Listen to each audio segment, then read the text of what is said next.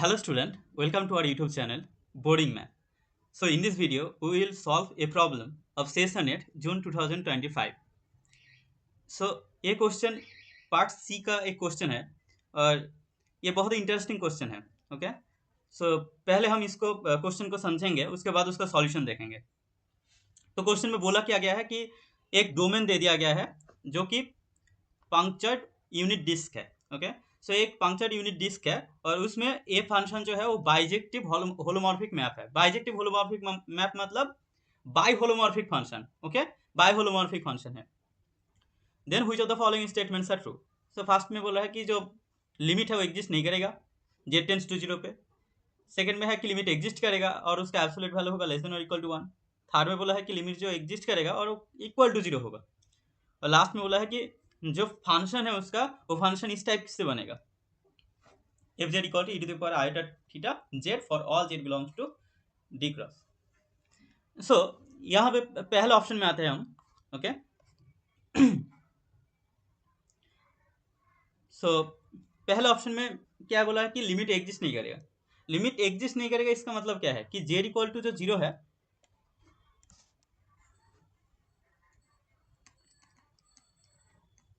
Is a singularity of F Z. Okay, so अगर limit exist नहीं करता इसका मतलब ये है कि जेड इक्वल टू 0 पे उसके पास सिंगुलरिटी है फंक्शन के पास. अब वो जो सिंगुलरिटी है वो हो सकता है कि वो रिमूवेबल सिंगुलरिटी हो, पोल हो या इसेंशियल सिंगुलरिटी हो. ओके, तो ये सिंगुलरिटी हो सकता है रिमूवेबल सिंगुलरिटी हो, या हो सकता है पोल, या हो सकता है इसेंशियल सिंगुलरिटी हो. अब यहाँ पे इसेंशियल सिंगुलरिटी जो है वो होगा नहीं, क्योंकि अगर z इक्वल टू 0 पे अगर इसेंशियल सिंगुलरिटी है इसके पास फंक्शन के पास, तो बाय कसौटी-ओयस्टर्स थ्योरम हमको ये पता है कि वो जो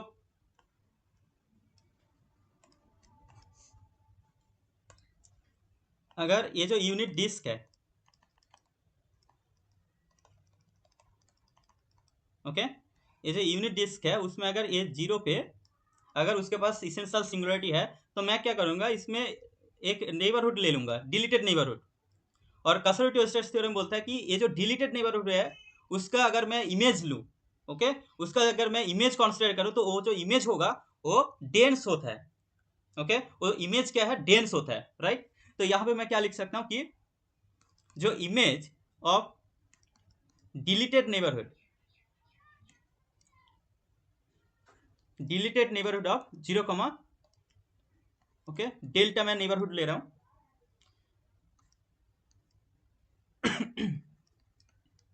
तो ये जो डिलीटेड नेबरहुड है, डेल्टा नेबरहुड, तो इस डिलीटेड नेबरहुड का जो हर एक पॉइंट होगा, मतलब ये जो डोमेन है, इस डोमेन में उसका जो इमेज होगा डिलीटेड नेबरहुड का, वो इमेज कितना हो जाएगा, इसका क्लोजर का जो इमेज होगा, इमेज का जो क्लोजर है वो हो जाएगा सी.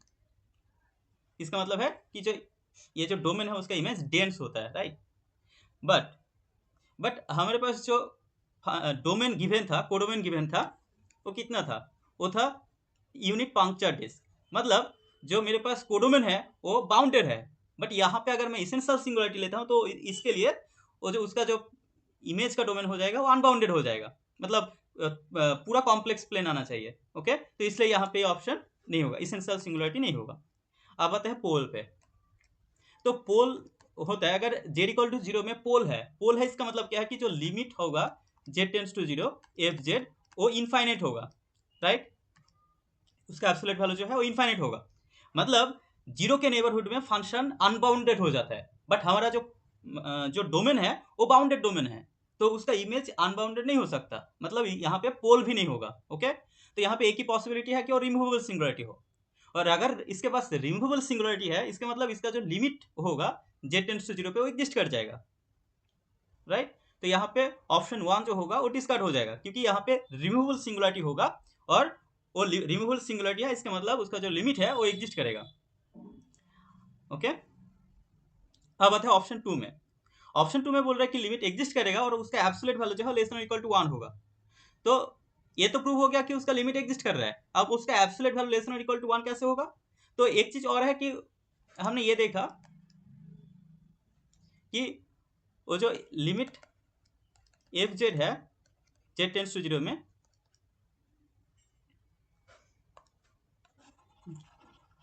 इसका कलर थोड़ा चेंज कर लेता हूँ।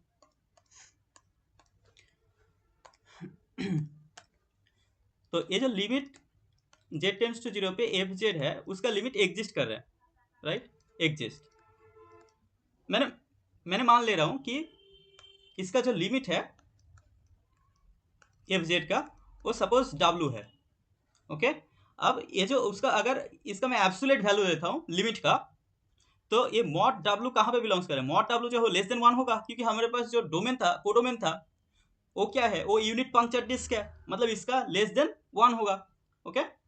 ऐसे उसका डोमेन होगा, मतलब जो इमेज है, इमेज का जो रेंज होगा, ओके। सो इमेज का रेंज जो है वो 0 से 1 के बीच में रहेगा। अब यहाँ पे जो फंक्शन जो है, फंक्शन एफ जेड के पास जेड इक्वल टू 0 पे रिमूवेबल सिंगुलरिटी है। इसके मतलब में रिमूवेबल, अगर कोई फंक्शन के पास अगर रिमूवेबल सिंगुलरिटी है तो उसको क्या किया जा सकता है, उसको एक्सटेंड किया जा सकता है एनालिटिक फंक्शन में। तो मैं जेड इक्वल टू 0 पे उसको एक्सटेंड कर सकता हूँ एनालिटिक फंक्शन में।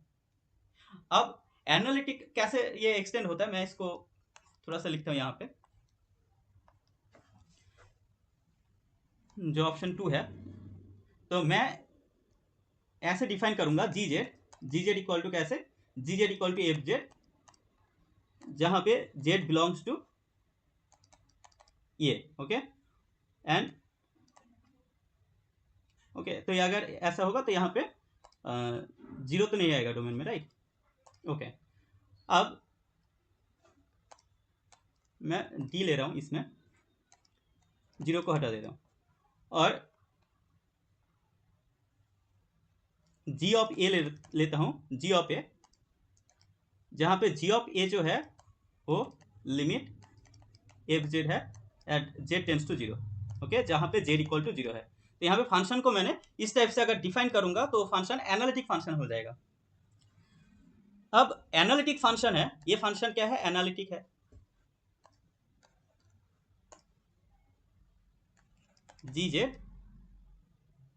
Is analytic, okay. तो जी जेड एनालिटिक होगा, जी जेड क्या है, बेसिकली एफ जेड ही है, ओके, उसको एक्सटेंड किया गया है। तो जी जेड जो है वो मैक्सिमम मॉड्यूलस प्रिंसिपल यूज होगा। तो मैक्सिमम मॉड्यूलस प्रिंसिपल में जो एफ जेड फंक्शन है उसको मैं बोलता हूँ, उसको एक्सटेंड कर रहा हूँ मैं, तो वो फंक्शन एनालिटिक फंक्शन में एक्सटेंड होगा, और उसमें अगर मैक्सिमम मॉड्यूलस प्रिंसिपल में यूज करूंगा तो उसका जो मैक्सिमम वैल्यू होगा वो बाउंड्री पे अटेंड करेगा, बाउंड्री पे अटेंड करेगा, मतलब वो जो उसका जेड इक्वल टू 0 में लिमिट जेड टेंस टू 0 में एफ जेड जो है, जो डब्ल्यू मैंने मान लिया था, वो डब्ल्यू 1 वैल्यू को भी अटेंड कर सकता है, क्योंकि जेड इक्वल टू 0 पे मैक्सिमम वैल्यू बाउंड्री पे अटेंड करता है, तो वो 0 और 1 को भी अटेंड कर लेगा, ओके, ओके फाइन। तो यहाँ से ये पता चला कि जो उसका एब्सोल्यूट वैल्यू होगा लेस देन और इक्वल टू 1 होगा। तो यहाँ पे ऑप्शन 2 जो है वो भी करेक्ट है। अब आते हैं ऑप्शन 3 में। ऑप्शन 3 में बोला है कि limit Z tends to 0 F Z जो है 0 होगा, ओके। इसका मतलब ऑप्शन 2 में हमको क्या मिला था कि इसका फंक्शनल वैल्यू जो है वो लेस और इक्वल टू उसका एब्सोल्यूट वैल्यू लेस देन और इक्वल टू 1 है, ओके। तो यहाँ पे ऑप्शन 3 को देखता हूँ, ऑप्शन 3 में है कि limit F Z equal to 0 होगा। तो ऑप्शन 2 से हमने देखा था कि जो limit Z tends to 0 F Z जो था वो डब्ल्यू था, और डब्ल्यू जो है वो लेस देन और इक्वल टू 1 और ग्रेटर इक्वल टू 0 है, ओके। मैं मान ले रहा हूं कि डब्ल्यू जो है, सपोज डब्ल्यू जो है वो 0 और इसके बीच में है, सपोज डब्ल्यू जो है इसके बीच में है, ओके। तब क्या होगा, जो मेरे पास जो एफ जेड फंक्शन था, okay, F Z is analytic on D, D domain क्या है, डी डोमेन है Z belongs to C such that 0 less than और equal to mod Z less than और इक्वल टू 1, ओके। तो यहाँ पे जो एफ जेड फंक्शन है वो एनालिटिक है ऑन डी में, मतलब एफ जेड को मैंने एक्सटेंड कर दिया एनालिटिक फंक्शन में, और क्वेश्चन में गिवन है कि F Z is bi holomorphic.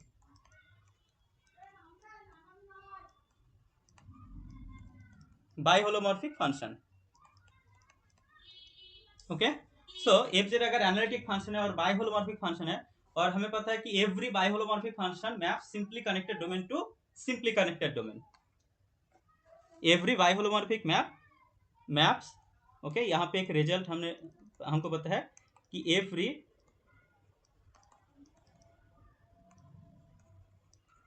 Holomorphic map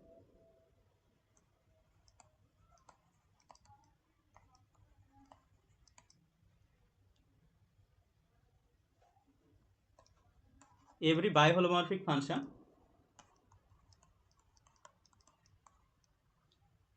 map simply connected domain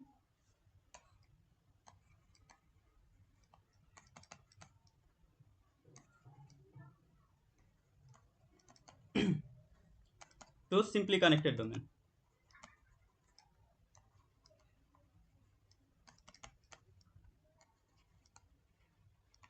okay, so simply connected domain मतलब क्या होता है कि उसमें कोई होल नहीं होगा। ओके, उसमें कोई होल नहीं होगा। सिंपली कनेक्टेड डोमेन का मतलब है कि वो डोमेन जिसमें कोई होल नहीं है। तो यहाँ पे जो डी था, D is simply connected, so D जो है वो सिंपली कनेक्टेड है,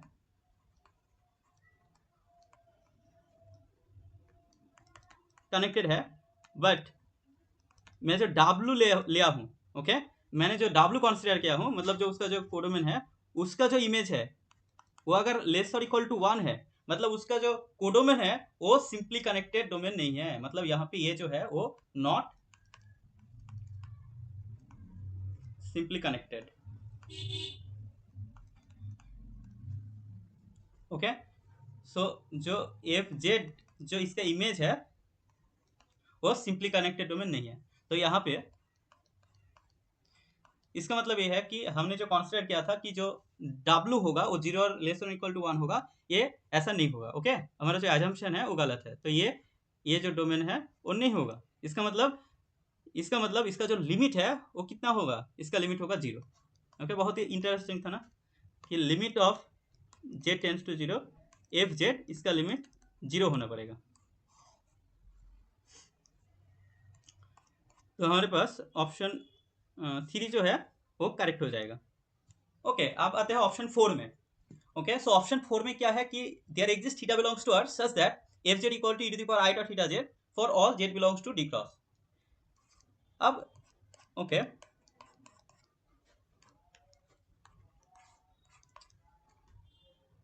सो यहाँ पे एक चीज है कि हमने जो देखा फंक्शन जो है उसको मैं एक्सटेंड कर सकता हूँ एनालिटिक फंक्शन में, और एफ फंक्शन को मैं डी से डी पे एक्सटेंड कर सकता हूँ, राइट। जहां पे डी जो है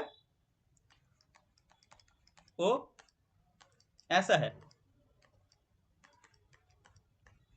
ओके, ठीक है। सो मैं क्या कर रहा हूं कि एक यूनिट डिस्क है,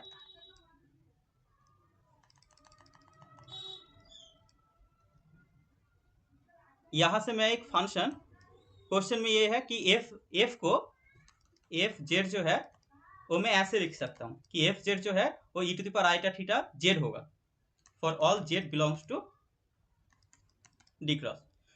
ठीक है, तो यहाँ पे मुझे ये पता है मुझे ये पता है कि यूनिट सर्कल मतलब ये जेड जो है लेस देन 1 है। ओके, यूनिट डिस्क है। अब ये यूनिट डिस्क में एक कॉन्फॉर्मल मैपिंग हमें पता है क्या है, वो जो इन जनरल जो कॉन्फॉर्मल मैपिंग होता है इस डोमेन से इस डोमेन में।